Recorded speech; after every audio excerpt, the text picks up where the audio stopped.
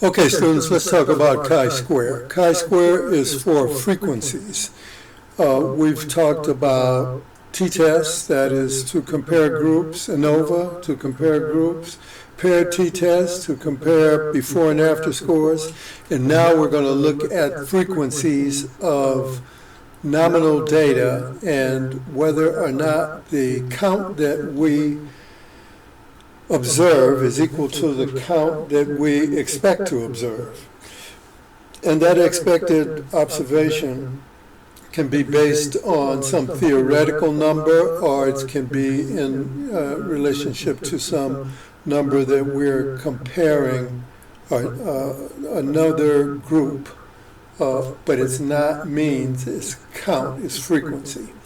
So there are two categories that we'll look at in this class, and one of them is the single sample or the one sample proportion test, and that is where we have one variable, it's a goodness of fit test. The other is a contingency table, and that's where we have two or three variables, and we are comparing the expected observed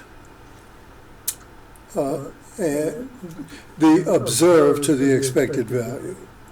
Now, the null hypothesis will always be that the observed frequencies are equal to the expected frequencies. And the null hypothesis is the observed frequencies are significantly different than the expected frequencies.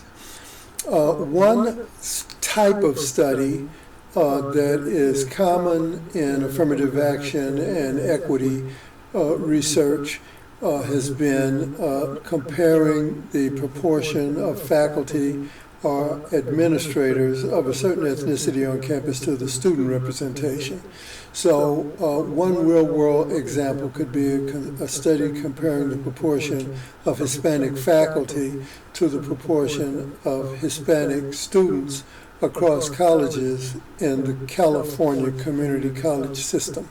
Now, in this case, we could do this in this class because even though we don't have raw data at the individual student level, if we go to the data mart for California community colleges, we get a frequency or proportion of Hispanic faculty and proportion of Hispanic students for every one of the 114 community colleges in the system.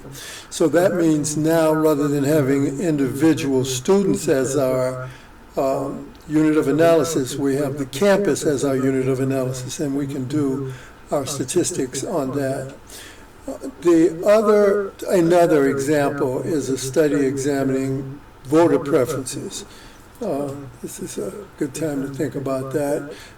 Whether a person's preference for candidate A or candidate B differs across different age groups and genders.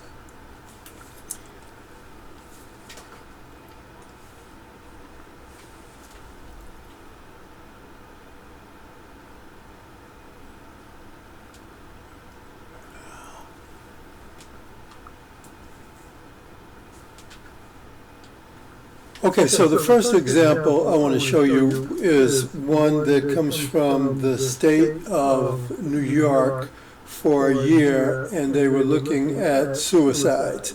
So this would come from a very large data set, and then it would be coded so that the days of the week were linked to the suicide, and then it would be presented in a table similar to this. And the question we want to ask is whether there's a difference between the day of the week and the likelihood of suicide.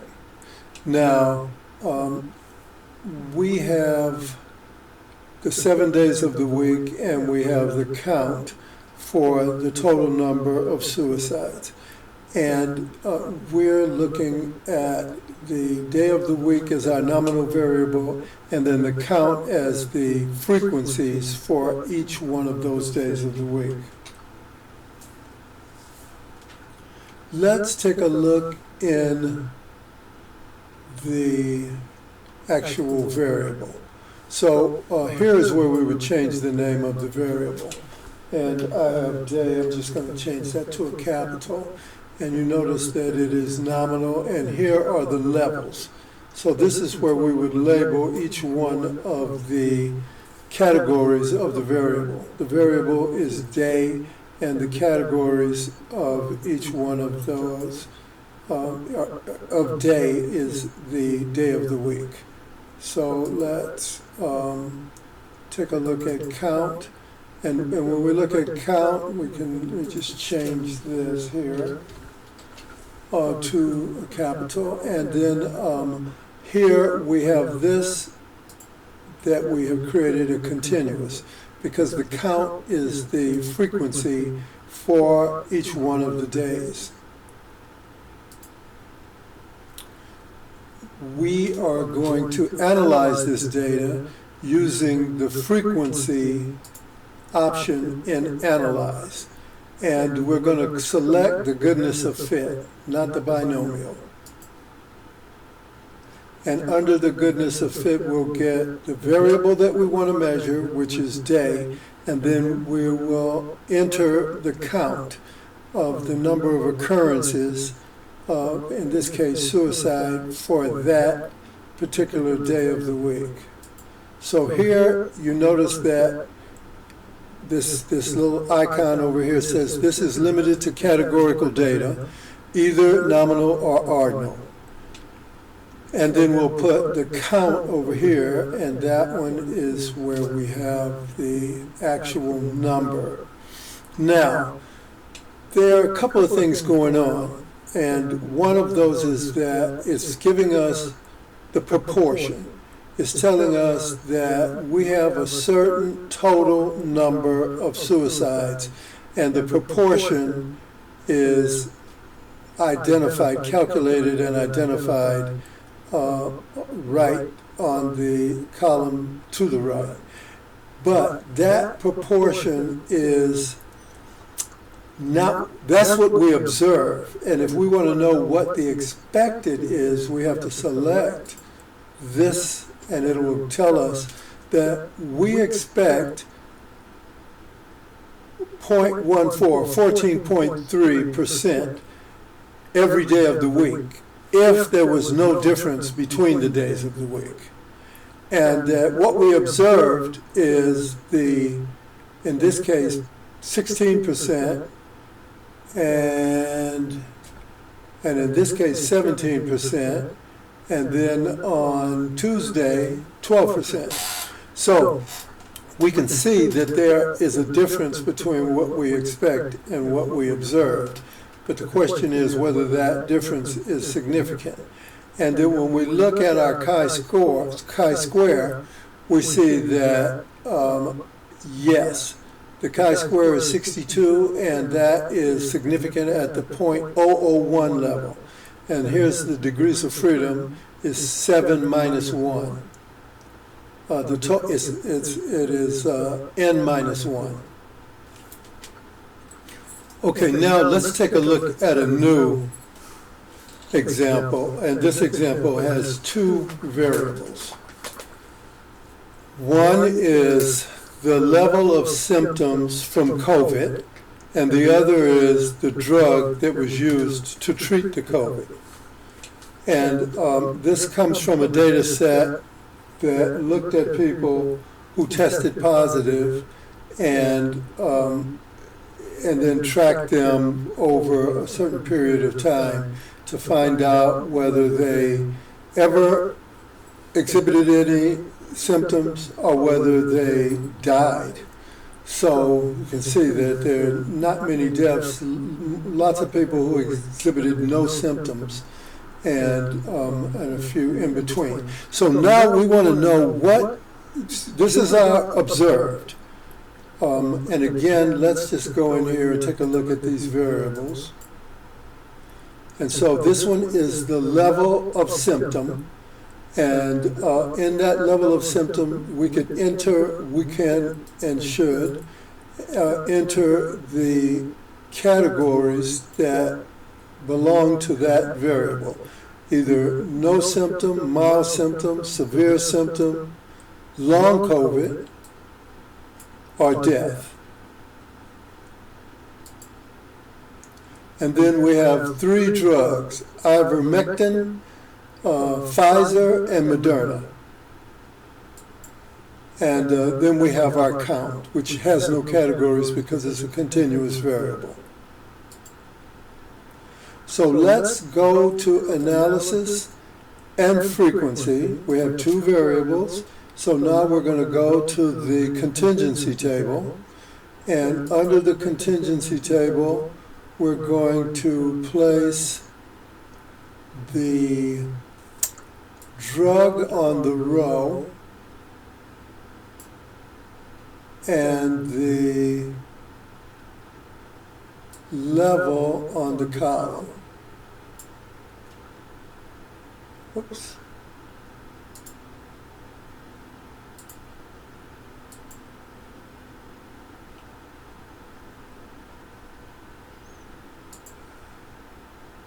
I reversed that. Let me do this again. Drug on the row, level on the column. So this is a symmetric test, and it's not going to affect much, except that it's easier to read. Easier to read when you have fewer rows and more columns. So let's take our count, put that in here. And so this is what it looks like in a contingency table. And then we will find the expected values. And the expected values, the way they're calculated is by using what are called marginals, and those are the totals for the rows and columns. And we would take the total for this column, multiply it by the total for that row, and divide it by the grand total to get the expected value for that cell. But we don't really have to do that anymore because we have these programs to do it for us. And we will go down here to cell and tell it that we want the expected value along with the observed. So we, again, are measuring whether or not there's a significant difference between what we expect and what we observe. So if what we expect is 214, and what we observed was 198 when it comes to no symptoms for ivermectin.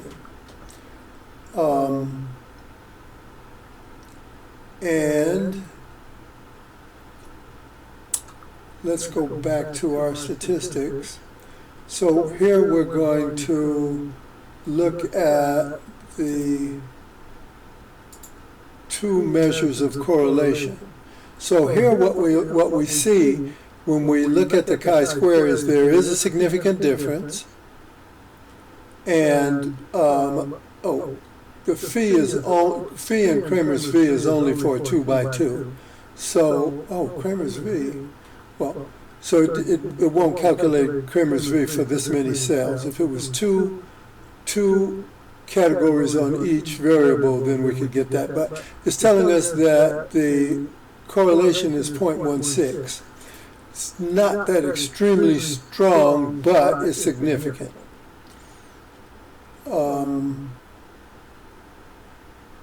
And let's just take a look at it, at what it would look like in a bar chart. Remember, we're looking for the difference between expected and observed.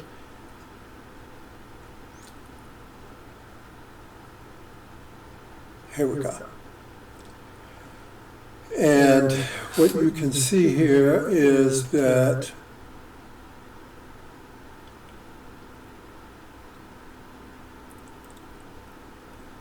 ivermectin had a higher percentage of deaths. Moderna and Pfizer had a higher percentage of no symptoms and a much lower percentage of deaths. And that we can see that when we look at the expected minus the observed.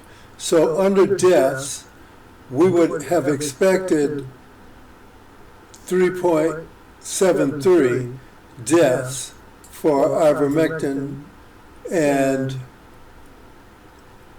we got 8. We expect 3 for Moderna, and we got 1. So we got 1/3 or almost 1/4 of what we would expect for, let me make sure that is, for Moderna, yes. We got 1/4 of what we would expect, and we got double what we would expect for the ivermectin. So that is what the contingency table analysis looks like. Now, the next level in this would be to look at the residuals.